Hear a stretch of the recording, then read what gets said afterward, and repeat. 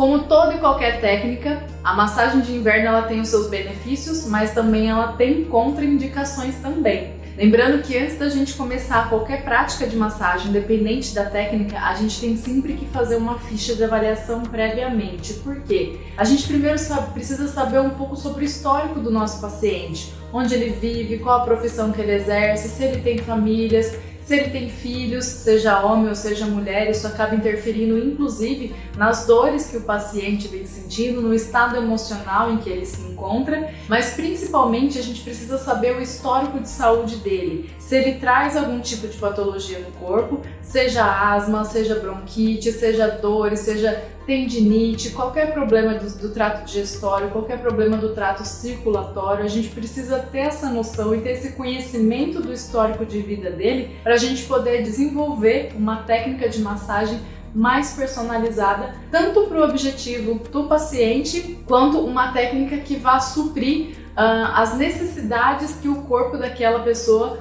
vem trazendo ali naquele momento. Então, com a nossa ficha de avaliação bem preenchida, a gente vai conseguir ser muito mais assertivo dentro do nosso trabalho de massoterapia. E voltando a falar de massagem de inverno, essa massagem ela vai trazer muitos benefícios para os nossos pacientes, principalmente porque além dela trabalhar com o calor, que já promove uma sensação de relaxamento muscular, que já traz um alívio para a musculatura, é o tipo de massagem que ela vai acalmar o nosso paciente, porque quando a gente consegue relaxar o corpo, automaticamente a gente também consegue relaxar a mente. Por ser uma técnica que ativa o sistema circulatório, ela também vai melhorar muito o fluxo sanguíneo e o fluxo linfático. Isso vai proporcionar também uma melhora na retenção hídrica do nosso paciente. Então, o nosso paciente vai fazer muito mais xixi a hora que terminar a massagem, porque a gente fez esse estímulo no corpo dele e automaticamente a gente vai diminuir as inflamações, porque quando a gente aumenta a circulação sanguínea, a gente faz a irrigação das células do corpo. Então, a gente leva oxigênio e nutrientes e retira as toxinas e gás carbônico quando a gente faz esse estímulo do processo circulatório. Então, o sangue que passa ali naquela região que a gente vai estar trabalhando, o sangue vai estar oxigenando as células e eliminando toxinas. Automaticamente vai estar fazendo um trabalho anti-inflamatório na região local, como de um modo sistêmico também. Então, esses são alguns dos benefícios que essa prática pode estar trazendo para o nosso paciente. Como a massagem de inverno ela não é uma, mas são 3 técnicas agrupadas, a massagem de inverno ela também trabalha com a utilização de pedras e de ervas medicinais, o que pode estar proporcionando também o equilíbrio energético do nosso cliente. Nós temos canais energéticos que circundam o nosso corpo, que são chamados chakras. Os chakras, eles são energias que circulam pelo nosso organismo para garantir o bom funcionamento do corpo e da mente. Quando esses chakras estão em desequilíbrio, esses canais energéticos não estão funcionando adequadamente, o nosso corpo vai começar a apresentar sintomas, que é o que a gente acaba vendo através das patologias. O cliente acaba sentindo através das patologias ou do descontrole emocional. Como a nossa massagem ela inclui pedras quentes e ervas medicinais, a gente também vai conseguir proporcionar esse equilíbrio para o nosso paciente através das propriedades das ervas e das energias que as pedras trazem com elas também.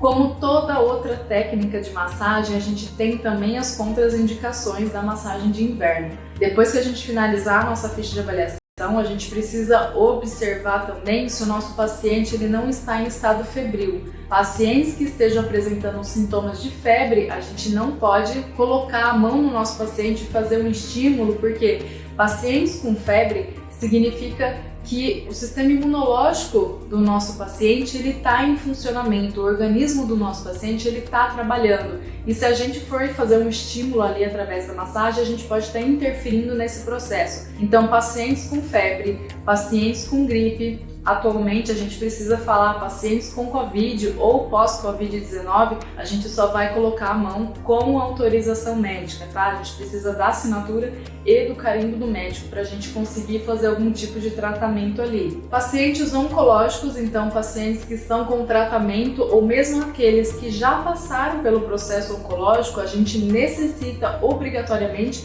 de uma autorização médica. Por quê? A gente acabou de falar aqui que a massagem ela é o estímulo da circulação sanguínea e linfática. Então, se a gente está estimulando a alimentação celular e o nosso paciente apresenta quadros de oncologia, a gente pode estar alimentando outras células oncológicas ali também, tá? Desencadeando, desenfreando o crescimento e a alimentação de outras células cancerígenas. Então, é importante a gente não realizar massagem nenhuma em pacientes oncológicos. E muita atenção para as grávidas. Mulheres grávidas ou mulheres que estão no período de amamentação, também somente com autorização do médico delas, porque a massagem ela vai fazer um estímulo muito grande no corpo daquela pessoa e isso pode estar interferindo no feto também. Então a gente tem que tomar cuidado com mulheres grávidas. Essas são algumas das ressalvas que a gente tem que ter enquanto massoterapeutas para conseguir desenvolver um trabalho diferenciado, ter um olhar mais holístico para o nosso paciente e levar o melhor atendimento para ele também. E antes da gente começar a falar sobre a nossa massagem de inverno, é importante a gente ressaltar que existem 3 tipos de terapias no mercado e a gente precisa entender quais são as diferenças entre elas. Hoje em dia é muito comum a gente ouvir falar sobre as PICs, que são as práticas integrativas e complementares, que inclusive elas já fazem parte do SUS desde 2006. Existem muitas práticas, existem muitas técnicas que fazem parte desses atendimentos que a gente encontra nas unidades básicas de saúde e as técnicas que a gente vai aplicar aqui na nossa massagem de inverno, algumas delas também se encontram dentro dessas PICs. Mas a gente precisa entender quais as diferenças entre as terapias alternativas, as terapias complementares e as terapias integrativas. Quando a gente fala de terapias alternativas, a gente está falando de terapias que alternam um atendimento médico, ou seja, elas substituem o atendimento médico. São aquelas pessoas que abrem mão de um tratamento e de um acompanhamento com uma equipe médica para poder estar atuando, para poder estar se tratando ou se curando de formas medicinais através de plantas, através de ervas, através de práticas naturais que não entram no acompanhamento médico ou de medicamentos aí nesse caso. A gente pode estar citando, por exemplo, os indígenas. Os índios, algumas vezes, inclusive, eles não conseguem nem ter acesso a um atendimento médico adequado ou atendimento médico tradicional que a gente está acostumado aqui hoje em dia, então eles acabam se tratando de formas naturais que eles têm disponíveis ali para eles.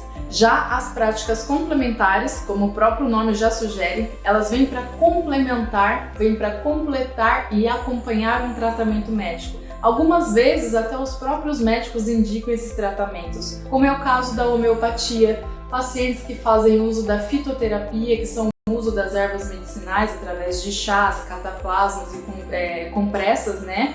Por exemplo, o uso de tinturas, pessoas que se utilizam dos florais, tá? Os florais também são terapias complementares.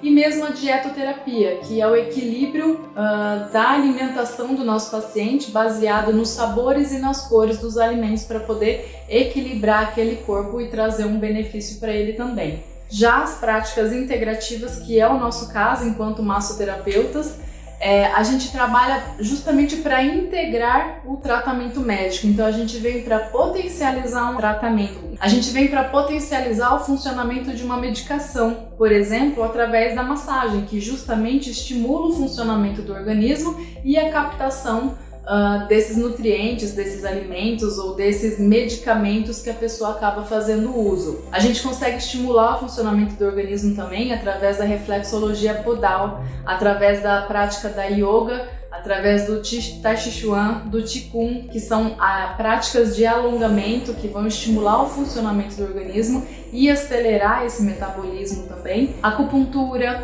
a yoga, como eu citei agora, a auriculoterapia, a arte-terapia, a musicoterapia, são algumas das práticas que entram nas PICs e que vão potencializar esses atendimentos e esses tratamentos médicos. Algumas PICs também, algumas unidades básicas de saúde acabaram incluindo inclusive o Reiki.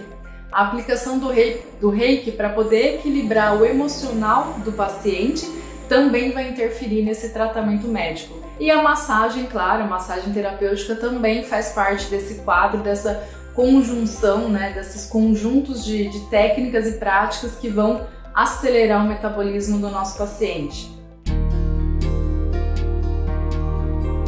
Dentro dessas práticas integrativas, a gente tem também, claro, a ventosa terapia, que inclusive é uma das práticas que entram na massagem de inverno. A ventosa terapia são copinhos de acrílico que, quando a gente faz uma sucção nela, as ventosas vão gerar uma pressão negativa na pele do nosso paciente, o que vai expandir o diâmetro ali da pele, tá? Do tecido, e isso vai fazer com que aumente a circulação sanguínea no local. A ventosa, quando ela promove o aumento da circulação sanguínea, ela está promovendo também a desintoxicação celular. Mas como? Através da circulação sanguínea, levando nutrientes e oxigênio através do sangue arterial e fazendo a retirada de toxinas e gás carbônico através do sistema venoso. Então a ventosa ela tem essa propriedade anti-inflamatória, fazendo esse circuito sanguíneo na região. Então, quando a gente aquece a região e aumenta os vasos sanguíneos ali do local, a gente consegue estar trabalhando também com essa desinflamação. Então a gente aquece o local e a gente desinflama também através dessa pressão negativa que as ventosas vão causar. Junto com a ventosa terapia na nossa massagem de inverno, a gente também vai promover o relaxamento muscular através da massagem de pedras quentes, e quando a gente fala de pedras quentes, nada mais a gente está falando do que a prática da massagem clássica, que é justamente a massagem relaxante. Então o protocolo de massagem relaxante, com o auxílio das pedras em temperaturas mais elevadas, vai proporcionar o relaxamento do músculo que a gente vai estar trabalhando e também vai estar proporcionando o equilíbrio energético das pessoas. Quando a gente fala de pedras, a gente está falando de instrumentos que trazem consigo uma energia muito potente, que é justamente a energia da natureza. As pedras que a gente se utiliza para fazer a massagem com pedras quentes normalmente são as pedras vulcânicas. No nosso caso aqui, a gente vai estar trabalhando com a ágata, mas a gente poderia estar encontrando também o basalto. São pedras que elas conseguem reter o calor dentro delas por muito mais tempo. Então, por isso que a gente acaba até usando essas pedras, a gente acaba indicando elas na hora de desenvolver esse curso, na hora de desenvolver essa técnica e essa prática, porque a gente consegue manter o calor ali por mais tempo. Por se tratar de pedra e por se tratar de um elemento natural, ela traz uma energia consigo, ao mesmo tempo que ela traz essa energia, ela também capta muita energia. Por isso ela consegue gerar o equilíbrio no paciente. E como ela faz a captação energética também do paciente, ela também precisa ser limpa e ela também precisa ser reenergizada. A gente lava as pedras com água corrente, sabão neutro e água corrente, e logo em seguida a gente coloca as pedras para se recuperarem, seja tomando um banho de sol, um banho de lua, às vezes até mesmo a chuva. Para quem não tem essas condições, às vezes o ambiente é fechado, você pode estar colocando uma água filtrada com sal grosso, deixa as pedras ali por um tempo para elas conseguirem se recuperar. Ou se você tiver em casa vasos de plantas ou um quintal que tenha bastante terra, vocês podem estar aterrando as pedras ali também para ela conseguir se reenergizar, se reequilibrar, para a gente depois poder usar no nosso próximo paciente que vai vir com você para poder fazer a nossa massagem de inverno. A massagem de inverno é uma massagem composta por 3 técnicas. A gente já citou aqui a ventosa terapia e já citamos as pedras quentes também. Junto com essas 2 técnicas, a gente tem as pindas. As pindas são originárias lá no Oriente, elas são muito conhecidas como pindas chinesas ou pindas suedas. Elas são trouxinhas de algodão que são recheadas com ervas medicinais, sal grosso, óleos essenciais, arroz e alguma delas até mesmo algodão. Algumas pessoas acrescentam óleos essenciais também para potencializarem a função das ervas, das pindas que estão ali dentro, tá? Quando a gente fala de pindas, a gente tem 2 tipos de pindas no mercado. Tem as pindas suedas, que são as originárias mesmo. As pindas chinesas se originaram das suedas.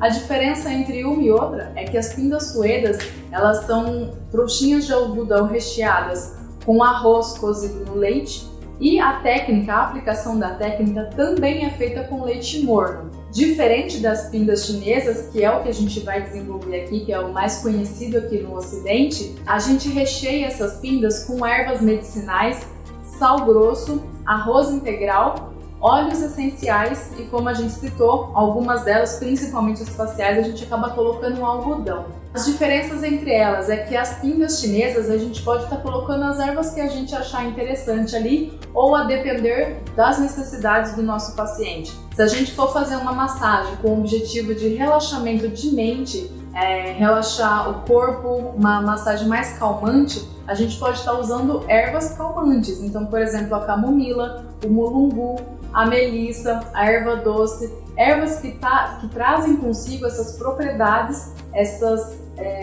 que já vão fazer o tratamento tanto relaxante muscular quanto mental também, né? Que vão acalmar o nosso paciente, a gente pode estar colocando ali como recheio dessas pingas. Agora, se o objetivo for relaxamento muscular para dores e inflamações, a gente pode estar usando outros tipos de ervas na produção das pingas, como por exemplo a erva baleeira, o manjericão, o açafrão, o gengibre, o cravo e até mesmo a canela, tá? Então, a gente estuda um pouquinho também sobre a fitoterapia para a gente entender o que significa cada erva, quais as propriedades medicinais que elas trazem, para a gente conseguir estar recheando ali aquelas pingas e levar os melhores tratamentos e os mais personalizados ali para os nossos pacientes também.